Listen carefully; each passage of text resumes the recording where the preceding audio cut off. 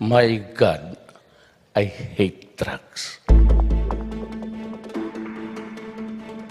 Let's now talk about the voting preferences of the Filipinos. You said kanina, may diferensya na eh. Iba na ang mga kinukonsidera ng Filipino voters.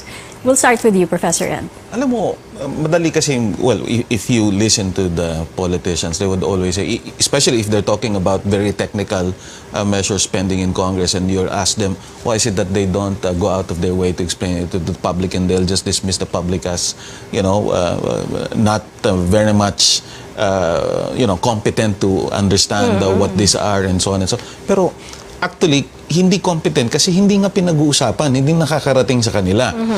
But if you go by voting behavior, it's rather simple. No? After the EDSA revolution, sino yung mga nanalo? Lahat nung merong pangalan na nakilala nung EDSA revolution, nanalo yan. No? Pagkatapos nun, karamihan ng mga yon, siyempre mga professionals, mga abogado, mga ekonomista, and so on and so on. That's why you can very well see the different composition of the Senate now. After that, nakita nila, hindi naman porke abogado, hindi naman porke ganito, maganda yung nangyari. So they started experimenting. Ang binoto nila, mga artista. So lahat ng mga popular, yun ang mga halos, basta maraming nanalo na mga artista. After that, pansinin mo, hindi porke artista ka, mananalo ka na ngayon. That's true. No, kasi nakita na ng mga tao na hindi pala porke popular, he can make a difference. No, after that, ano yung nangyari?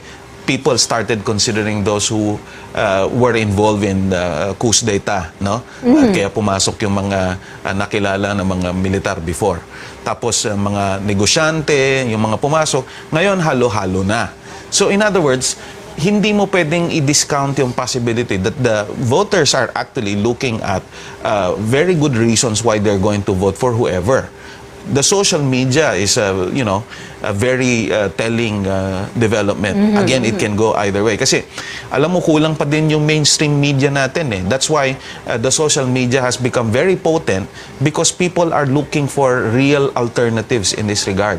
And so we're very vulnerable to fake news, no? So yun yung kailangan nating tingnan mabuti. So in other words, it will now depend how much really gets into the consciousness of the voter that will lead him to support whoever.